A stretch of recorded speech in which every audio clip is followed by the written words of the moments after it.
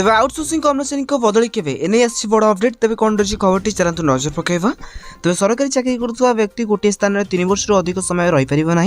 तेज दुर्नीति को रोकवा और स्वच्छ शासन पर सरकारी नियम प्रणयन करें। अनेक समय यार उल्लंघन हो बदली करने को तागिद करपरिक मात्र से सरकारी कार्यालय कार्य करुवा आउटसोर्सिंग कर्मचारी बदली कौन नियम ना गोटे कार्यालय दीर्घ वर्ष पर्यंत कार्य करपरिक से विभाग बदल न सरकारी कार्य स्वच्छता और मार्गदर्शिका नहीं प्रश्नवाची सृष्टि होती।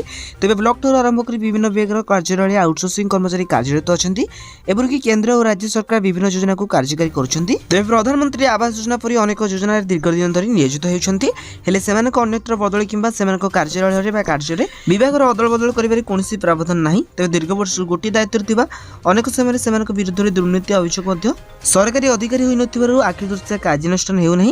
तेज अपेक्षा सरकारी कर्मचारी को प्रति 3 वर्ष बाध्यतामूलक भाव बदली तेज कार्यक्षेत्र में दुर्नीति को रोकवा सह स्वच्छता रखापी पदक्षेप नि गोटे स्थान में दीर्घ वर्ष धरी कार्य कर आउटसोर्सिंग कर्मचारी किपर दुर्नीतिमुक्त बोली प्रश्नवाची सृष्टि होती। तेज बुद्धिजीवी मत आउटसोर्सिंग कर्मचारी बदली हो दुर्नीति को परोक्ष प्रोत्साहन मिलूँ। तेज गोटे पदर रही व्यापक हेरफेर करने को समस्त गलाबट बाहर कर सफल होती।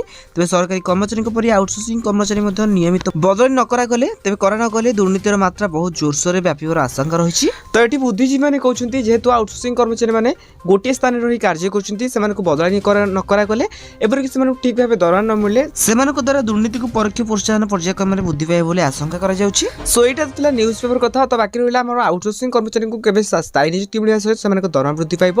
तो देखो एने आंदोलन हो जहाँकि जनवरी मास प्रथम सप्ताह में आ 19 रिपोर्ट मगाई तो जल्दी रिपोर्ट आसते भल कथा नचेत आंदोलन को ओह्लैबा आउटसोर्सिंग कर्मचारी।